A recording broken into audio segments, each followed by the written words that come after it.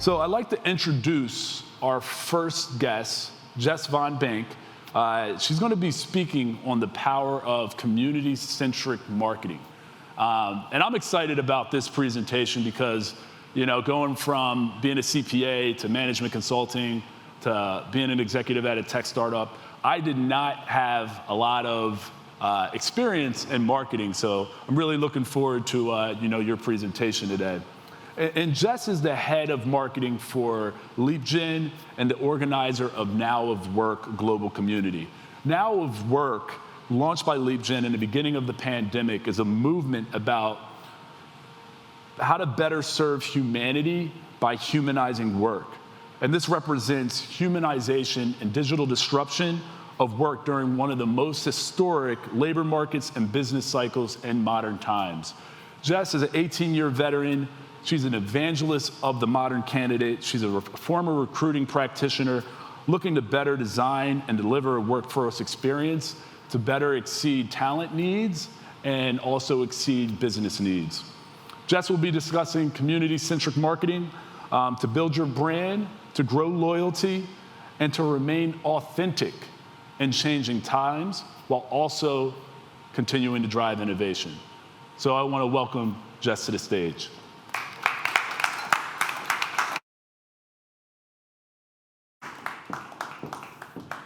Wow, what a great intro. Thank you so much, Calvin.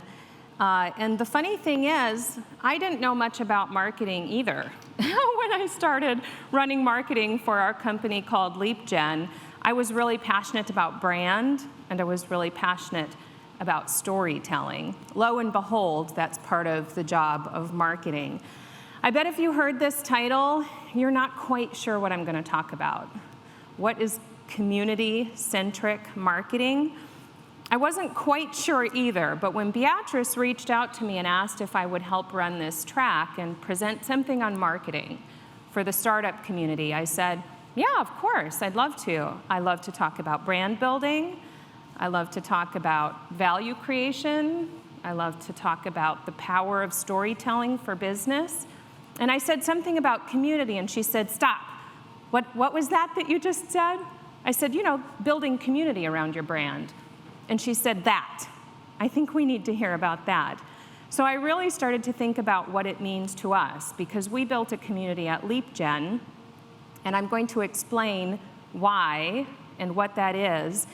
And when I started doing a little bit of research, we actually know tons of community-based brands. Tons, like Nike, Starbucks, Apple, Google, Lululemon, Peloton. We know lots of these brands, but we don't think about them in terms of their community. We think about them in terms of what they stand for. So that's the speech today. That's what we're going to cover, and I'd love this to be interactive with those of you in the room. I'm going to bring somebody up on stage with me in a little bit, Dan Riley, who is a local co-founder and has experience in the tech space, has experience around brand and community building. So we'd love to take some of your questions toward the end. In terms of, I think we already heard a pretty good intro, and I don't think my clicker is doing the job for me. But I'll go ahead and introduce myself. Again, I'm Jess Von Bank. I run marketing for a company called LeapGen. We are locally based. We're headquartered here in Minneapolis.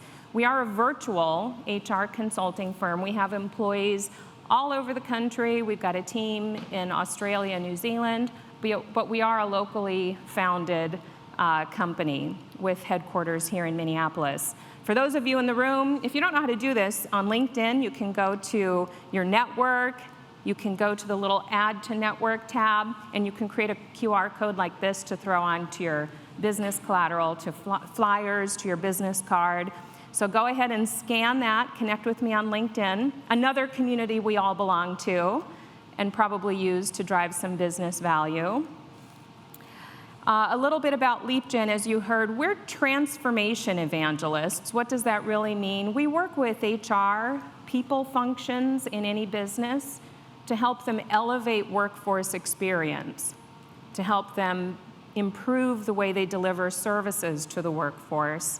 And a lot of that has to do with how they design the HR operations function, the service delivery models they put in place, But really, at the end of the day, we say we're transformation evangelists because we're trying to change and improve the way people work.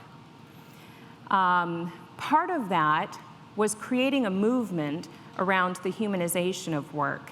And that's the Now of Work community I'm going to speak about a little bit more toward the end. LeapGen was founded on the values of love, energy, audacity, and proof. That's the leap in LeapGen. Love what you do in the service of people who find energy to do the audacious and provide proof of your results. Love, energy, audacity, and proof. And that is so core to our culture. That is so important to us in the way we communicate with each other, treat each other within the company, the way we deliver services to customers, the customer experience we create, the way we partner with people, and the way we show up in the community. In fact, our entire community was also founded on these values: love, energy, audacity, and proof.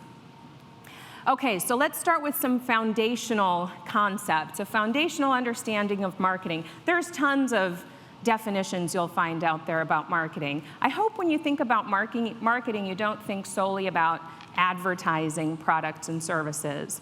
Although that is part of the job. Of course, we have to let some potential customer know about the product or service we've created and hopefully convert them to a buyer, right? That's certainly the job of sales and marketing. At LeapGen, we actually have one function we call the Grow Team. If you work at LeapGen, you either help to grow the business by addressing the market and creating customers, or you help deliver services to those customers once you've become part of our family. So we have the Grow Team and the Services Team. But the role of marketing, let's all agree that the role of marketing is to create a customer. You do that strategically. I'm gonna let my clicker catch up with me. In my mind, this is sort of my Bible when I think about marketing. You do that by leading with what I like to call a craveable brand. You have to know what you stand for. This is your why. This is your right to exist. Why your company was founded, what you hope to achieve, the outcome you hope to drive. Yes, everybody knows you create products and services. You make, nuts and bolts, and you sell hammers, or you sell widgets, or you deliver consulting services. But why? What are you trying to do? When I introduced myself, I said, at LeapGen, we're actually trying to change the way people work. We're trying to fundamentally change the experience of work.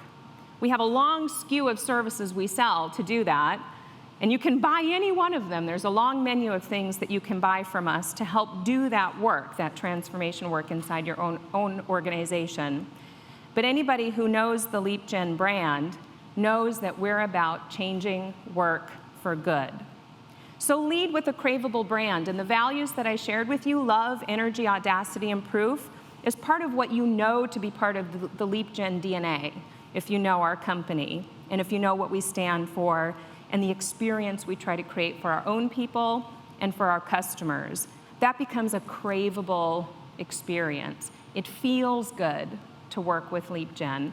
It feels inspiring to read our content. It feels good to be part of our community.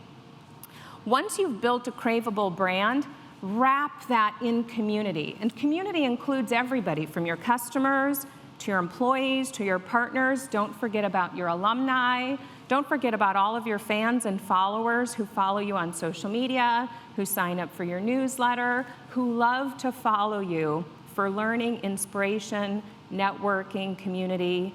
I think we skip that part so often. We maybe do a good job of building and defining our brand, but then we so quickly start to sell services or sell products.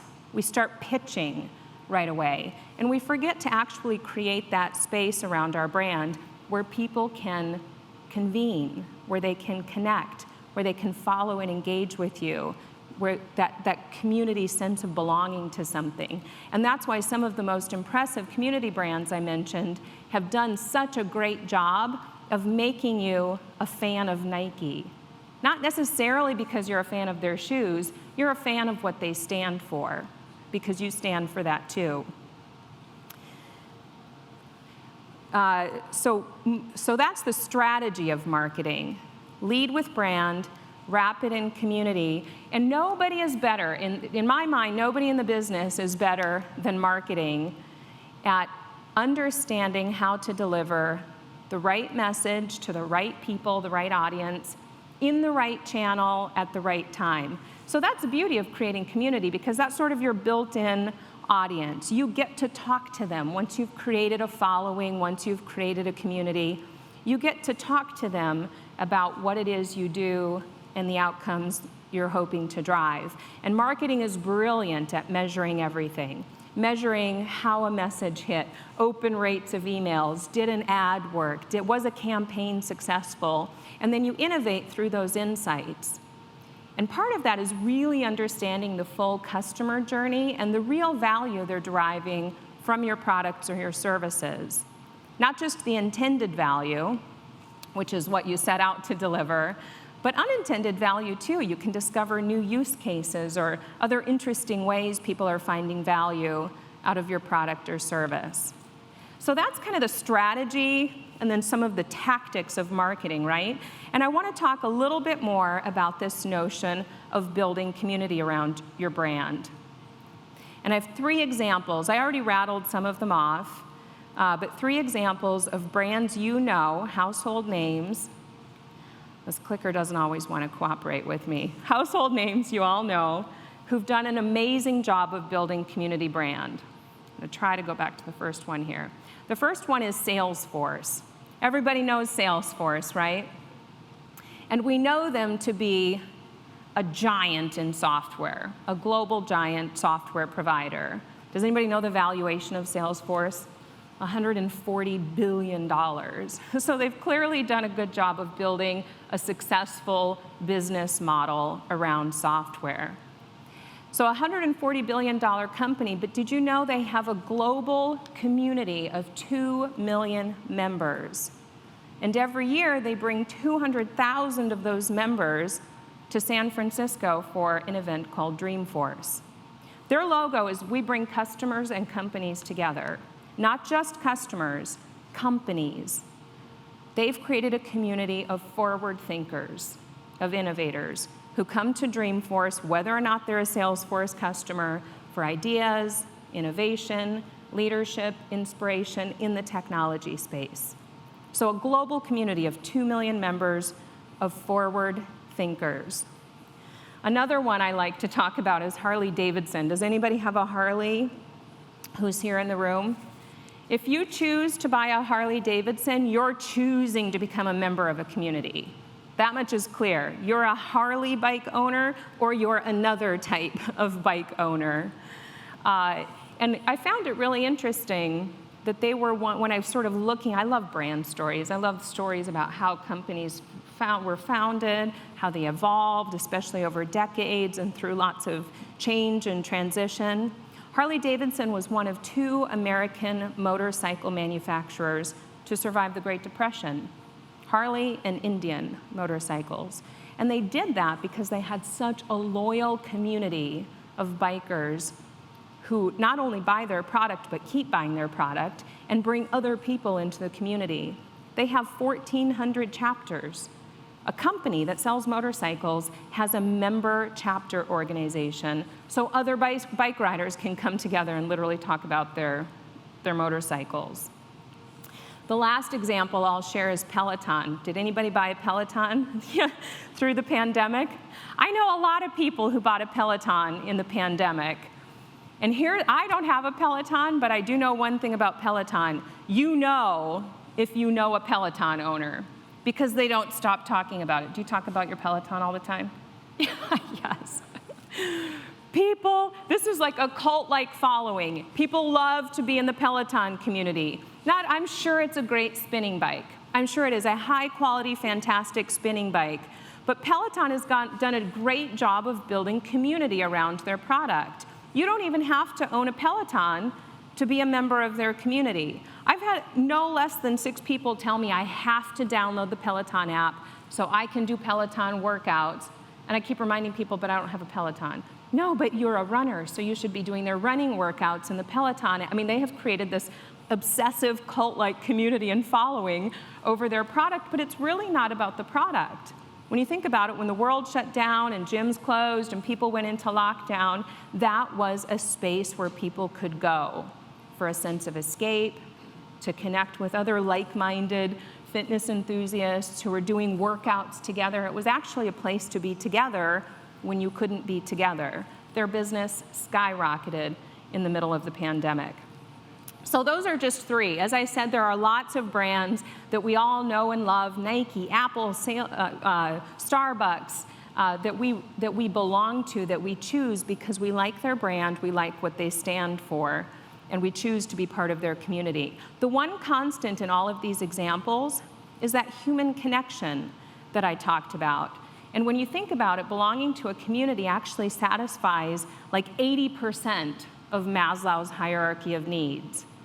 You know, there's the physiological needs at the bottom of the hierarchy. So unless you belong to, so that's like, you know, food, water, air, you know, that kind of thing. So unless you belong to a community that actually feeds you, forget about that one. But the rest of the hierarchy of needs is satisfied by belonging to a community, a sense of connection, belonging, safety. A community is somewhere where you can ask for help or seek resources. Even esteem, when you can serve as a resource and provide help to other people, that satisfies your need for esteem. And self-actualization, we're all trying to be the best version of ourselves. We're all trying to do the best that we can. And in communities, you can tap into problem solving together, creative thinking, innovation, that's self-actualization. So in all of these ways, community certainly provides intangible value to its members. But I want to bring this back full circle. Creating community actually has very tangible business outcomes as well, tangible results that can be met by businesses when you build them around your brand. And I'm going to cover just a couple of them. There's always this nice little delay here. So the value for members, as I said, connection, belonging, feeling a shared sense of values, rallying behind a mission or a belief system that you all believe in. But for businesses, again, the very tangible value of community and driving marketing strategy through community for business, the first one is that it's very cost effective. When you build a sticky following of loyal fans and followers who believe in your mission and values or a similar belief system, the cost of customer acquisition is extraordinarily low. Starbucks has done a beautiful job of this. Google has done a beautiful job of this. When you think about seeking answers, searching for information, there's one place you go. There's Google, and then is there even another search engine? So they've done a great job of innovating by going directly to their customer base. This will catch up here in a second. So it's extraordinary cost effective. Community grows loyalty.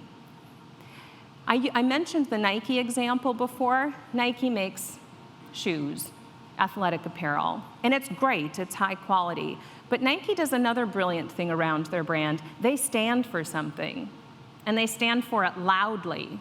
They are brash and unapologetic in the social statements they make and the social values they espouse. They also believe that every body is an athlete. So again, talk about creating a sense of affinity and loyalty. Every body is an athlete, and they demonstrate that in their ad campaigns. We've seen women, pregnant mothers, everyday athletes. They develop inner-city basketball leagues for underrepresented youth to participate in sport. They make big social statements, and we like Nike because we think that too. And maybe we also wear their shoes or their apparel. So it's a great way to grow loyalty around your brand. Community maintains authenticity. When Starbucks brought their CEO back, Howard Schultz, a decade ago, the very first thing he did was go directly to their community, to their customers. He was trying to figure out how to innovate the franchise model, how to bring the business along. The very first thing he did was start a website called MyStarbucksIdea.com. It still exists today. 10 years later. You can go to mystarbucksidea.com. When you walk into a Starbucks, the barista knows your name, puts it on your drink. You belong there. They know who you are. And whether or not you're a repeat customer at that particular store, you're known to them today.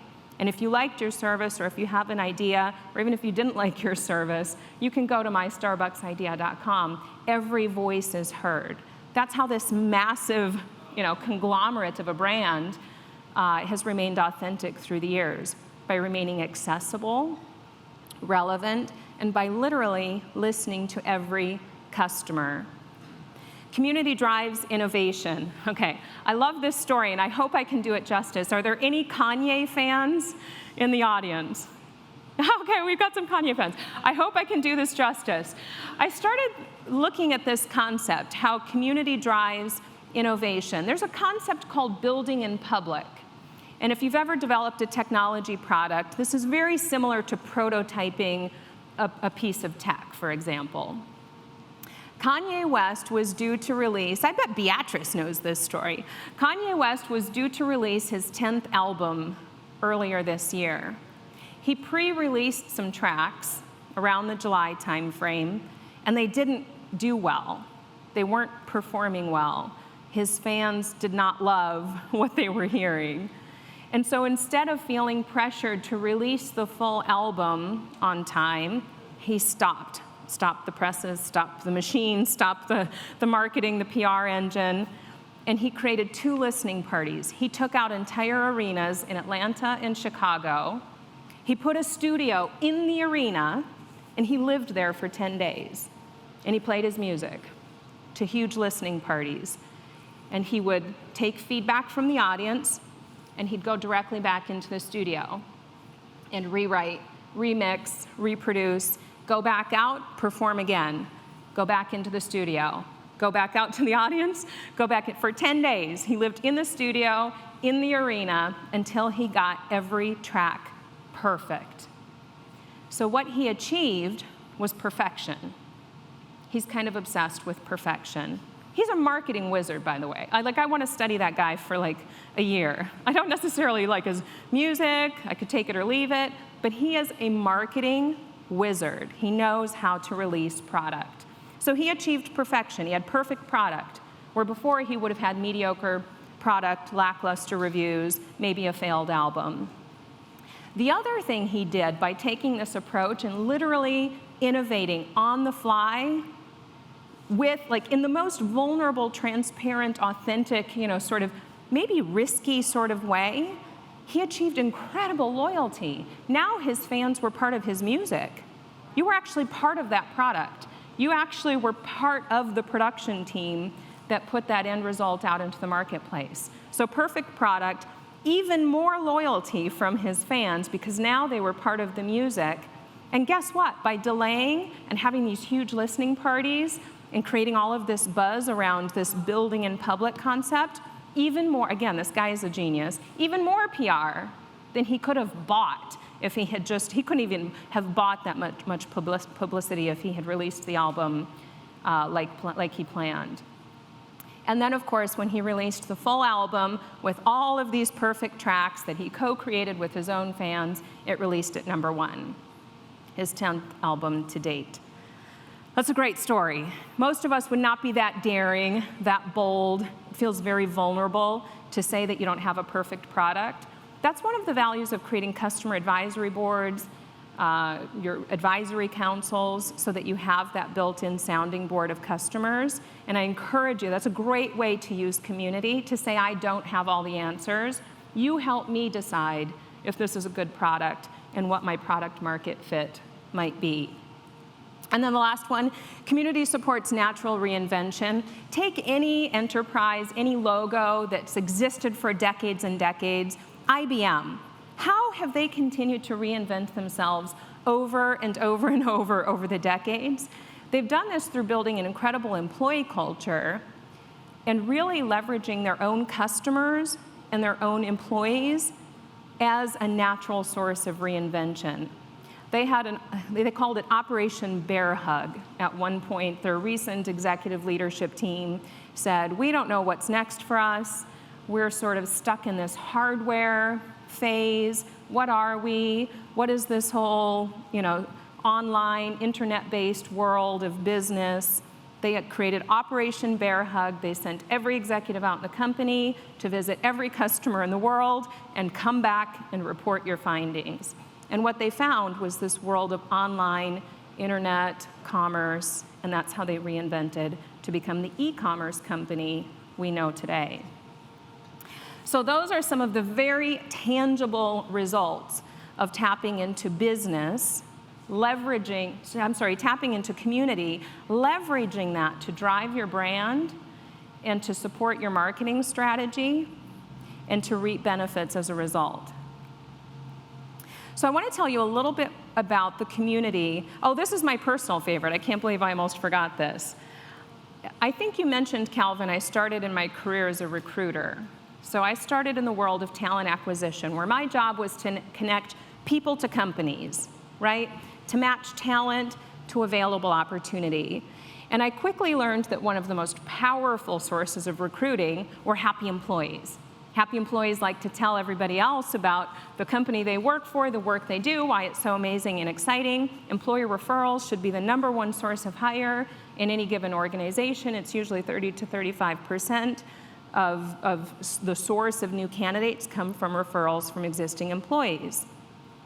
And we care about candidate experience, NPS score as it relates to experience. So creating natural advocacy was something that I quickly learned had a big role to play in talent acquisition.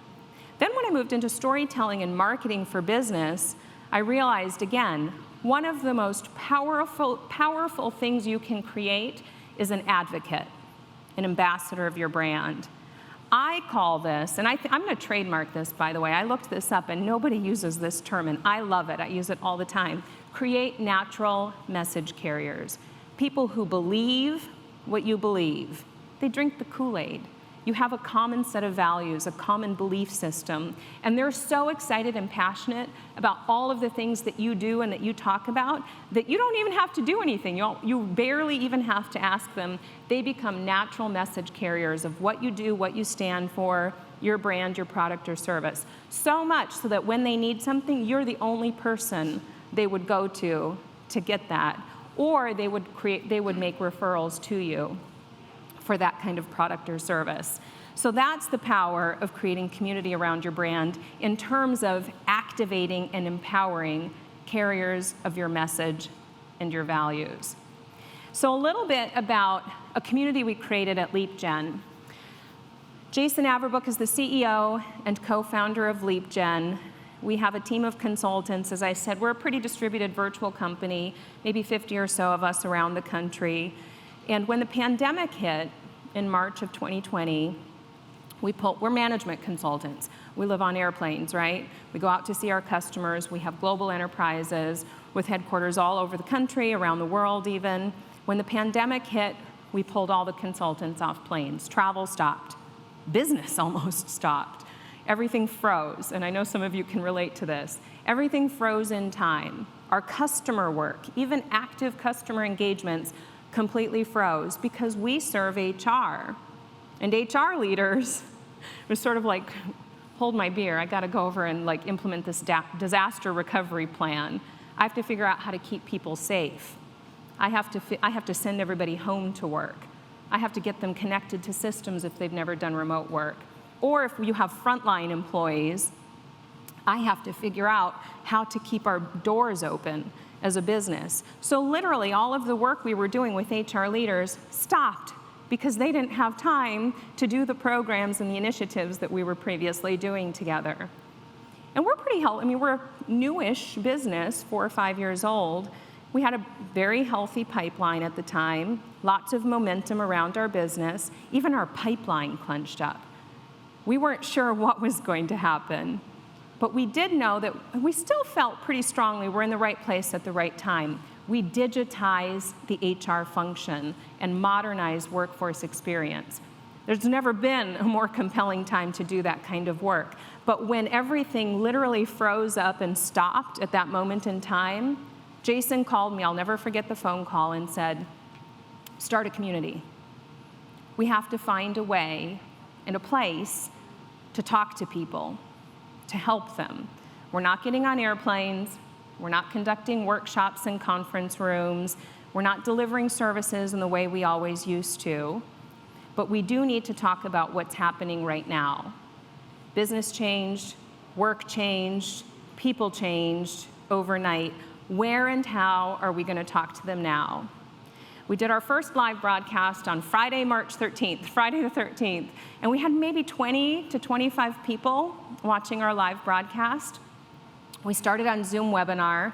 We stayed in that platform for a while until we got Zoom bombed. It was horrifying. I still have PTSD. It was awful. So we switched platforms. We found a platform called Crowdcast. And the beauty of Crowdcast is that people can access you through a browser and an app. Same link, same time, every single Friday. So we created this really sticky following and a platform that worked for us. Today, we still broadcast every single Friday at noon, local time. And we have 1,500 people. We went from 20 to 1,500 people who tune in and watch our show every Friday. Why do they come? Because we're real. We're HR consultants. We're stuffy management consultants. But we talk about people, culture, social issues, yes, tech, all of that stuff too. The moments in time when our community exploded and grew the fastest, I can look back at the trajectory of growth of our community members. I was the first one to say we have to talk about George Floyd. We have to talk about race at work.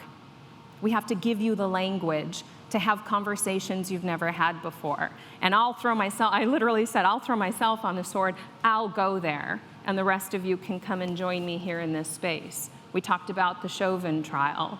We talked about mental illness, mental health. People were suffering, we're burned out. We're living in a pandemic. We talked about mental health at work. We talked about creating safe spaces at work, creating a sense of psychological safety where it was okay to say you weren't okay. We talked about all this stuff. And then when we started talking about HR technology, it was like, oh yeah, I forgot, that's actually what we're all here to talk about. Yes, we talk about solutions for the workforce, but we make it very real, very human, very relatable. No topic is taboo, and we allow the whole person to show up in these conversations. Take off all your work masks, all the things that we do to be one person at work and one person in our personal lives. I think we've all agreed in a pandemic that those times are over, right? There's one person, one whole human being with that whole hierarchy of needs we talked about. So creating a community is a great place to say, it's okay to be you here. And that's a workplace, concept as well. So I'm going to show you, and then I'm going to bring Dan Riley up. I'm going to show you, again, another place where this is our community. It is today an online Slack community where people chat 24/7 all over the globe in our online Slack community, over 2,000 members. This is also where you can sign up for our weekly digital meetup to get a sense for what I just described, how you can create community, talk about real issues related to work, people, everything we all talk about when we have coffee with our friends. You can talk about those things in the workplace as well. And then, of course, we launched a podcast as part of that as well. So that's the Now of Work community that we created to fuel momentum, to drive an understanding of our brand, but really our values and why we exist in the world. And trust me, that definitely pays itself back over and over by creating a sticky experience for our customers. We've hired our company has doubled in size in the last year and will double again next year. We've hired incredible talent out of our community because they follow us. They believe what we believe. They're passionate about similar things. So that's the Now of Work community. I want to bring Dan. I'm going to do a quick time check and see how much time I have to play with. I think we're doing okay here. Any questions so far? Yes, Kelvin.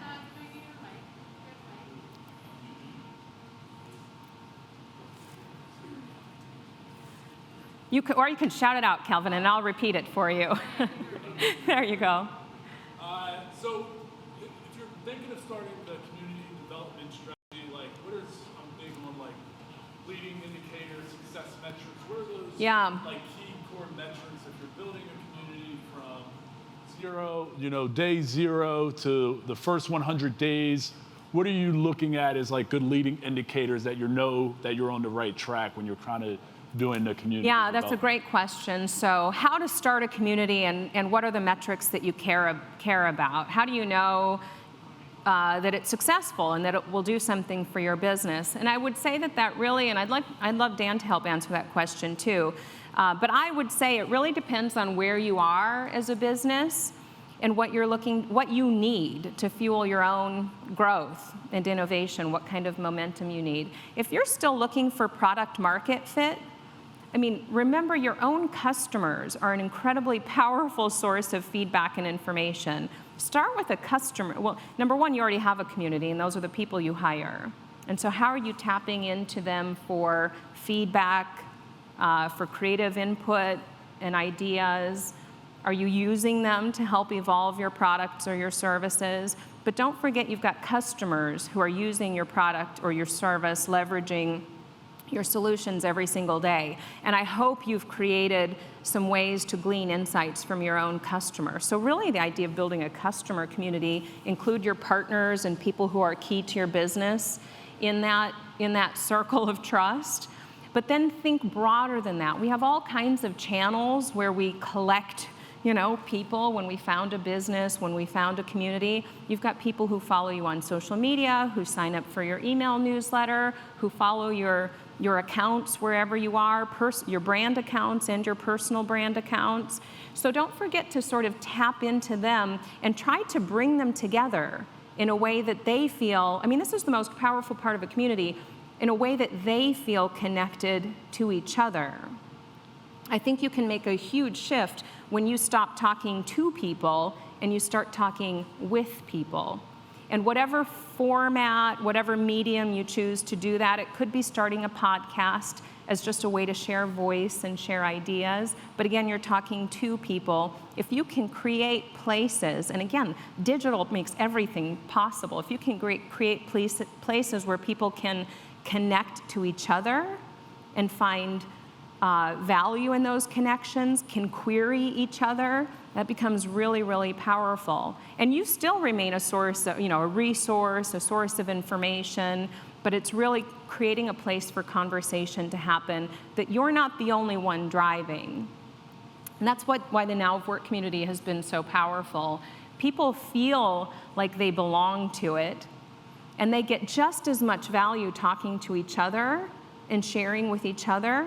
They feel like they're our content creators because they ask us to cover topics or to go places that they find interesting or where they need help or information. They feel like they're part of it, like they help drive the direction of the conversation. And we're really just, sort of the faces on the screen. We're the spearheads, but again, sort of like Kanye's approach to building in public, you're part of the experience. And we're just the community as a vehicle for those conversations to happen.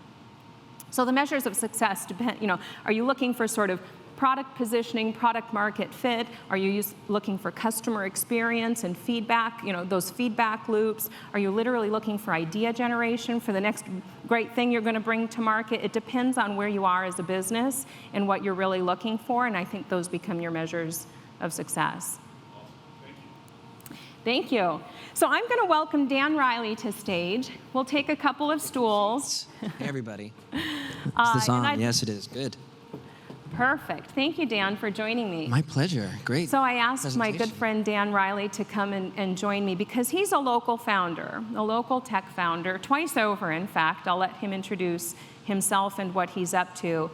But he's done a great job of creating a movement, I love the word movement, creating a movement around a brand and tapping into a community of people who are trying to change the world of work and disrupt the world of work in ways that they are as a business. And we're going to hopefully answer some of your questions, but I'd like to ask Dan a few questions too that I think would be would be interesting for you. I'm on the interview hot seat here. So Dan, will you tell everybody who you are Sure. and a little bit about your background? So I'm Dan Riley, as Jess said, and I've spent a lot of time in this city in startups, but also in the music world, the film world. So community has always been critical and important to anything I've set out to accomplish, right? I was playing in bands in my 20s, and building community around music is how you succeed, right? One show at a time, one fan at a time. And then I started a company called Modern Survey in 1999. We grew it for 17 years, sold it, and I'll talk a little bit about how community impacted our growth and our success. And I just started a company about 11 months ago during the pandemic. And we are off and running, and our company, to stay in the spirit of not how we do or what we do, but why we exist, is we believe organizations have a responsibility and obligation to do better for their people, to do better for their communities.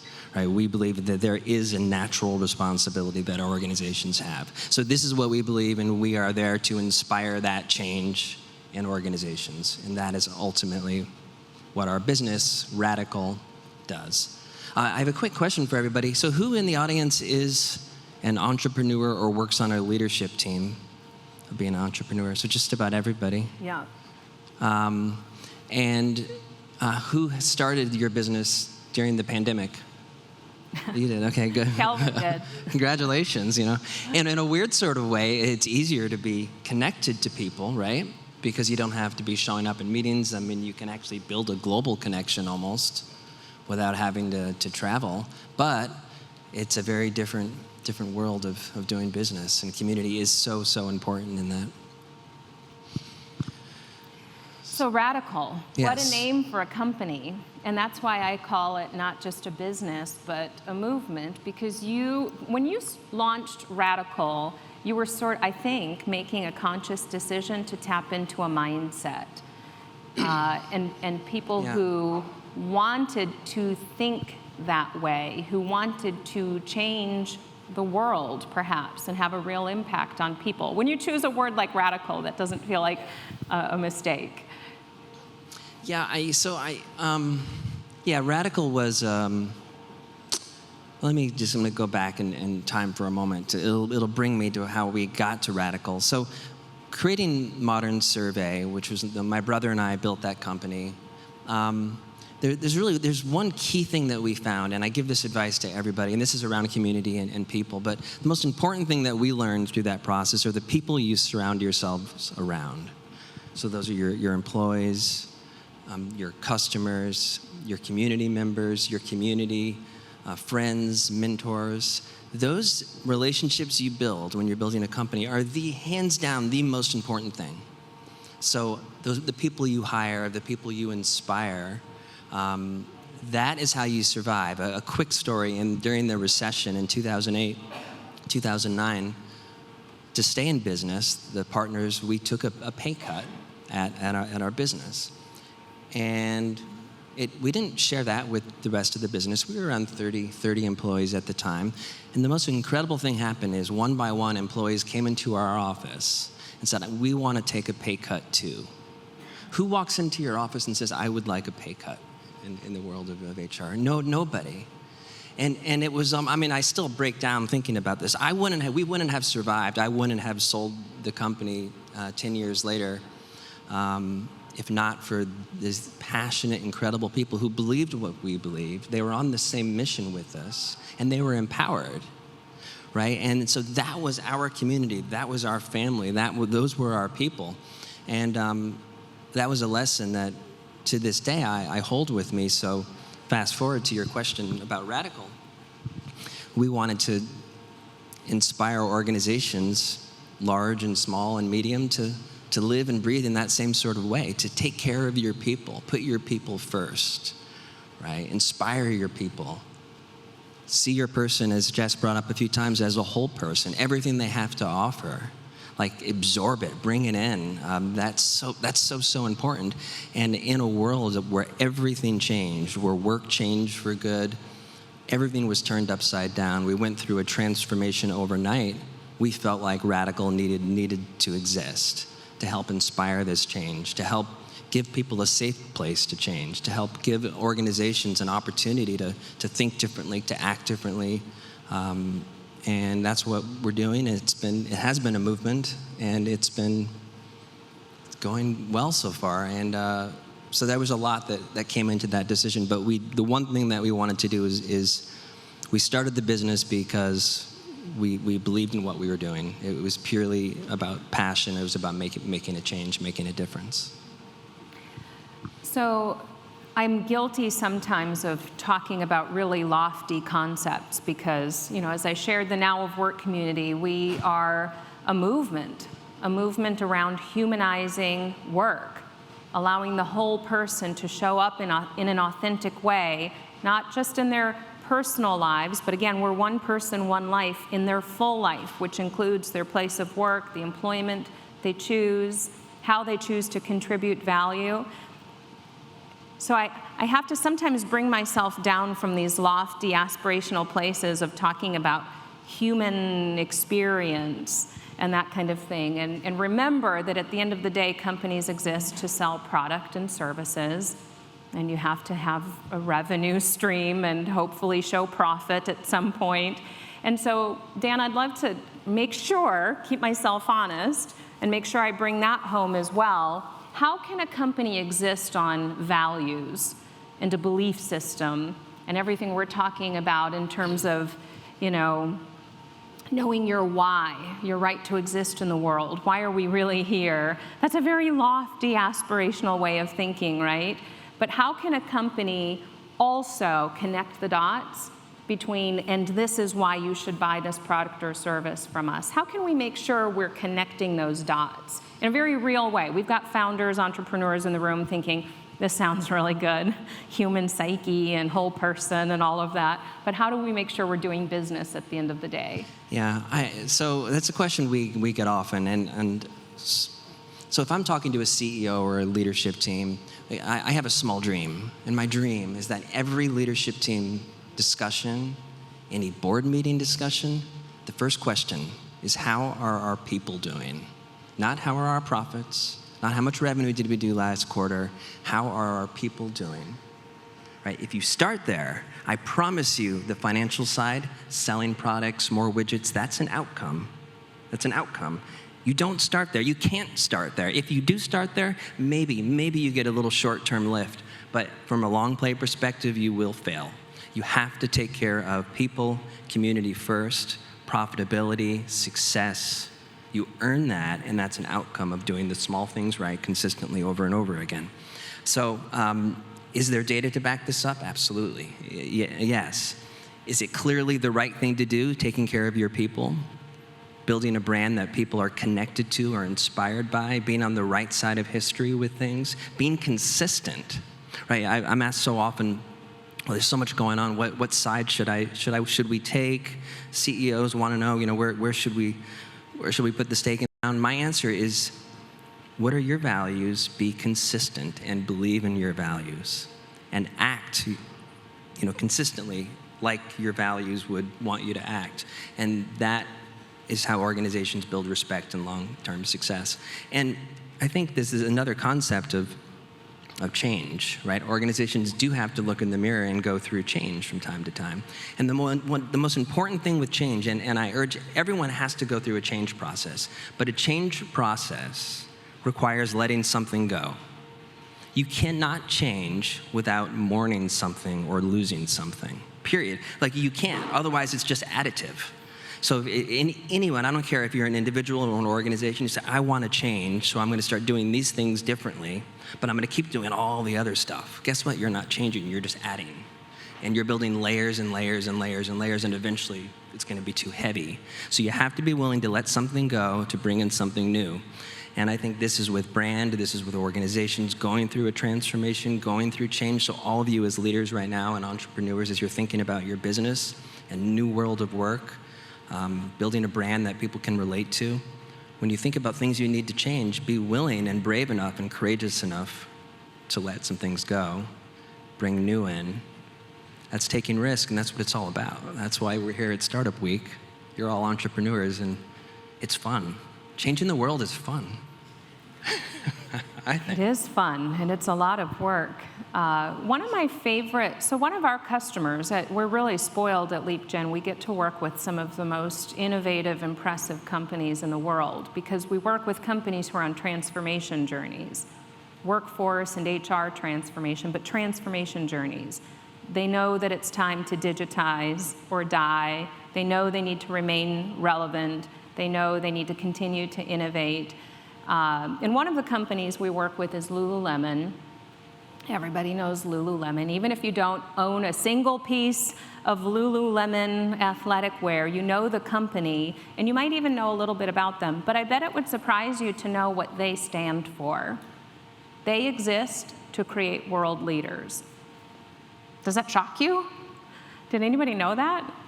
I buy their leggings because I like their leggings, but I also like what the company is all about. They literally believe that if they create the kind of organizational culture and value and belief system that they believe they are on this planet, their company exists to develop and form future leaders. They don't care if they stay at Lululemon forever, maybe they will, but future leaders who can go out in the world and impact change for good. That's why they exist. And what that does for them, so in terms of connecting the dots, what that does for them is attract incredible people who want to innovate, inspire, and change the world.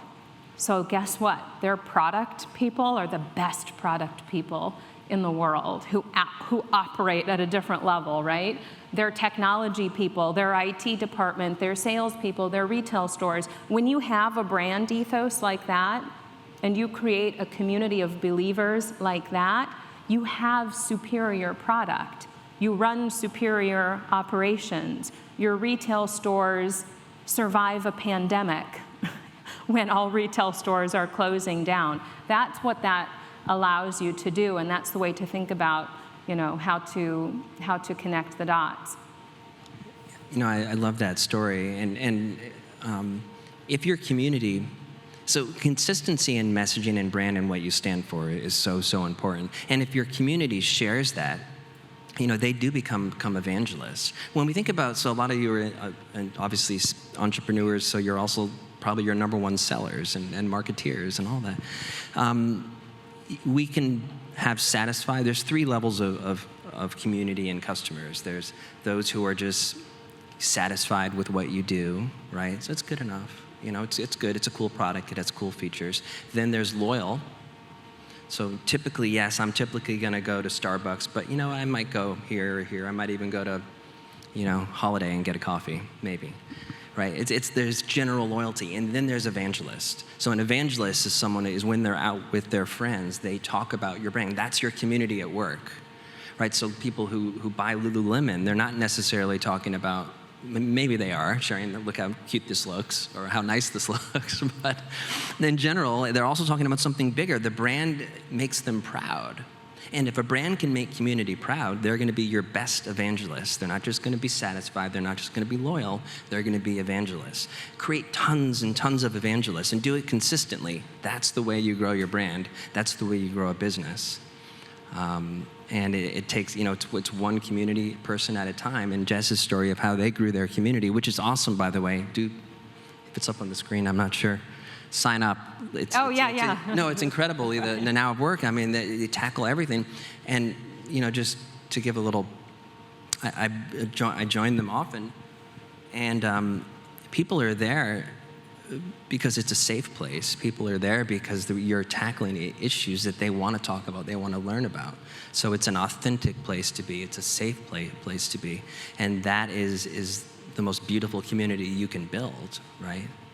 So I think we might be getting close to time. Pretty close. I want to bring things, we have a few more minutes to work with. By the way, what I just did, I talked about my favorite part of creating community and creating advocacy. I just told you the Lululemon story. I wasn't planning on that story. It came to mind because it suited the moment. I am a message carrier.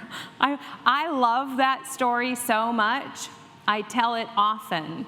I am a message carrier. Lululemon didn't do a single thing to activate me with that message. I heard the story. I love it. Like, it speaks to me. I think that's powerful and inspiring and amazing, and I've probably told it 10 times. Something you heard here today, you might leave or you might get, coffee in the back later and say, oh my God, did you hear?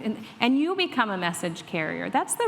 Honestly, that's the real power of knowing. Lead with brand, wrap it in community, and then do all the strategy and the tactical stuff to execute message in the right channel with the right audience. I didn't talk about this much. The other thing is to make, from a marketing standpoint, is to make sure you talk about your solutions, your services, your product. I hope you're not talking about product, service, product, service, product, service. Talk about solutions and value. I can't wait to talk to Kelvin more. He told me about brevity. Oh my gosh, it is a process of really distilling down. You have a product description, you have item specifications. When you go onto Amazon to buy something you're looking for, you're looking at the brand and the use case, right? Like, I need something, and that something has nothing to do with an item description, the height, the dimensions of the product. It's the value you need, the need that you need to have met. And then you might say, oh, I actually do need to know the dimensions of this frame so I know if it's going to fit on that space on my wall. But you're looking for a need to be met. And I think too often we lead with specifications and a SKU of services and product descriptions that nobody really cares about. They want to know that you have something they need and the value that you're going to deliver to them. So I think as we close, we've got a few minutes left to close with, I want to bring this sense of community, this notion of community and marketing and brand a little bit full circle. Follow me here, Dan. There's something happening right now, and I call it the defiant labor market. And I call it defiant for a reason. How many help wanted signs have you all seen in the last week alone? I won't even say month. Or how many of your favorite places to go, whether they're coffee shops or retail stores or businesses that you frequent, have reduced their hours because they have reduced staff? The restaurant isn't open as long as it used to be, if it's still open, right? And so around this notion of community and all of those intangible benefits I said it provides to members, that's the change in the labor market we're seeing right now. So if you're in the room, you're a founder, you're an entrepreneur, you may have employees, or you hope to hire employees, you need people to fuel your business. Bottom line, end of story. You need people to help fuel your business. And what's happening to people right now, and I know this is true for all of you sitting in the room, is that we've called BS. We know what matters. We've figured out what matters most to us at the height of a pandemic. And we're walking and talking with our feet. We're making employment decisions. We're making consumer decisions. We're loyal to brands or we're not based on their social values and statements they've made. We're making decisions based on what matters most to us and what matters to us now. So again, kind of bringing this back to brand and community and leading with that, like really leading with the DNA and the ethos of your company, that's what matters to people. They want to know what you stand for, why you do what you do, how you treat your people, and how you treat your customers. And that's the massive shift in the labor market that we're seeing right now. People are not going back to jobs that they held before. Why? We still have like these massive unemployment numbers. We have way more jobs than people available. What is the mismatch? Why are available people not filling available jobs? That mismatch is a value mismatch. We're making decisions based on values. And if community isn't a place to communicate values and to really make that part of your brand and part of how you show up in the market, I don't know what is. And so I kind of wanted to bring that full circle because that's a reality. That's an employment reality. That's a business reality that we're all grappling with. We're literally experiencing the most chaotic labor market and business cycles we've seen in decades. I don't know if we'll see anything like this. I kind of hope we don't. This is a lot, right, to navigate through. And so if your business is navigating through that, I would imagine you've remained really core to why you exist and why you do what you do and the kind of people you need to help you do that. Anything else you'd add in terms of, sort of people and work these days? So I'm a self-proclaimed optimist. So what I believe with what's going on, and she's absolutely right? There's, organizations are having a hard time finding people because people are having a hard time finding organizations, right? So I do think when these matches occur, they're going to be more real and authentic. But in order to get them to occur, organizations need to open themselves up more. It's not about hiring for a particular job or a skill. It's hiring what I kind of call it's a value fit. It's a purpose fit. So now you're looking for people who believe, just like Jess said, believe in what you believe, and people who show up and ready to go with this mission, not because they have a great talent and they can add value with a skill. That's important. That's important. But ultimately, you're going to attract people if they believe in what you believe in. To the earlier story that I told about my last business, if I just had a bunch of people who were great at what they did but didn't really believe in the mission, we would have failed as a company because they wouldn't have been invested in the future success of the business. So I believe that it's going to be harder to find people, but share what you believe in, why you exist. Make sure that's what you talk about with people. Be open, authentic. Allow the whole person to show up to work, and you'll build incredible, long-term, successful, inspired employees over time. So that's the optimist in me. Yeah. Because I believe we're going to create incredible companies because now there's a better matching mechanism, right? It's a two-way street. Like, people are really trying to find organizations I believe in. And it's not just a job, it's not just a paycheck, it's not just benefits, it's actually a passion, it's a purpose, it's showing up to something greater than myself. And if you get people who are doing something that's greater than them, then you can change the world. Questions. We're just about out of time. I hope that was helpful. 3 of my favorite topics: brand, storytelling, and community. Any questions in the room? Calvin? I don't want to hog it if there's anybody else. If not, Go I'll ahead, yes. Yeah, so when it comes to mission, vision, and values, there are a lot of companies, they create them and it's kind of set it and forget it, right? And obviously, I think one of the most important things is to ensure that the leadership team is modeling it and they have that consistency. But what have you guys seen that has worked in terms of the reinforcement of those? I've been at a company where they had like the core values were care, and they had like a care bear. Then every week they had like care awards. But what have you guys seen as like sticky ways to make sure mission, vision, and values are sticking on a frequent basis without it being too gimmicky, but people get behind it? That's a great question. Hearkening back to my time in talent acquisition, bringing people into companies. Then when I started consulting on the technology and processes and tools that we used to do that matchmaking at scale, one of my favorite things to do was trash a company's employee value proposition. We all have these lofty value statements and missions. We like to plaster it on our website. and when we develop these beautiful career sites to attract talent, we do the same thing. We make this employee value proposition. This is what I give you in exchange for your talent. We're amazing. We've got this beautiful culture. We're changing the world. But then when you hire somebody, this always drove me nuts. The candidate experience is like this beautiful courtship and dating process and wooing and making of promises that occurs. And then you get inside the company, and that doesn't feel true. It doesn't ring true. Like, what happened? You're not sending me flowers anymore. And what happened to that thing you said? Like, I don't see that in practice. And so it's really, really important. This is, and I want to hear Dan's answer too, but in my mind, you have to show real examples of how that looks in practice. If this is your mission, if this is your set of values, love, energy, audacity, proof, the core 4 values of LeapGen, what does that look like in practice?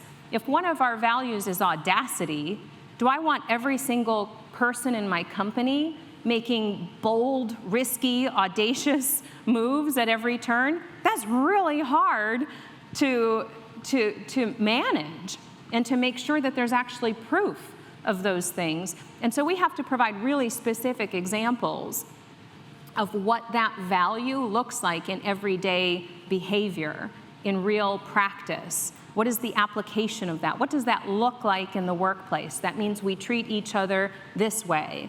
That means we hold each other accountable out loud. That means we have challenging conversations with respect. And we have to literally spell out what that looks like and then acknowledge, provide recognition and acknowledgement when we see that practice exercised, when we see that behavior happening, whether or not it's a good outcome. Like, it's okay to fail. It's okay to take risks. There's no penalty for that, but we have to show what that looks like in practice and when it works and when it doesn't. So that's one way to make it real. Dan, anything you'd add? Well, since you started it, keeping up on sort of the relationship analogy, I think to your question, a successful relationship isn't sort of a sweeping, a few things that you say once a year. Like, I love you, I'm gonna bring you flowers once a year, my job is done, this relationship rocks now, we're good, we're solid. It's the trivial, it's the small things that you do, the unexpected things that you do consistently over and over again that are linked to the values that are important to you. In a relationship, it's exposing yourself more, right? And so leaders have to remember, it isn't just posting the 5 values that they come up with. And even you know, I think it's important to storytell and link great things the organization does back to values. Of course, do that. But it's the little things that you do every day that makes the difference. And it's the unexpected things that you do every day, and that's how you inspire people, and that's how the values are felt, right, ultimately. So just think about a successful friendship or romantic relationship, and those that work are those where there's consistency, there's trivial things matter, and trivial things matter more than the big things. And that holds true for people leadership, that holds true for mission, purpose, values, everything you do in business. So. Other questions? Comments? Ideas? I know we've got a lot of virtual attendees watching too. I wish we could talk to them too. I hope this resonated. I hope this gave you some real practical things. You can go back to your co-founders, to your teams, to your customers, and apply some of these concepts. I hope you connected with me on LinkedIn. Again, that's a community too. I actually use LinkedIn actively. Like, I try to use it well because I recognize the power of community and finding people, being a resource for others. I hope you find some value there too. Join our meetup on Fridays. You'll see how we do this whole thing of being like just this organic, living, breathing community. It's really refreshing, by the way, to do something that's totally honest, unscripted, like vulnerable, authentic. Like, there's no pressure to be yourself. Like, nobody has to tell you how to be yourself. You already know how to be yourself. That's the beauty of showing up in an authentic way. You don't have to practice. I hope you already know how to be you and be real. I think too often we practice not being that or being other versions of how people expect us to show up. So I have to say, it's pretty refreshing when you find that community of people and that sense of belonging. Thank you so much to Dan Riley, co-founder of Radical, for joining me. Thanks to the live audience for being so actively engaged and nodding back at me when I look out for feedback. And thanks to all of the virtual attendees who are watching the live stream as well. It was a complete pleasure being here.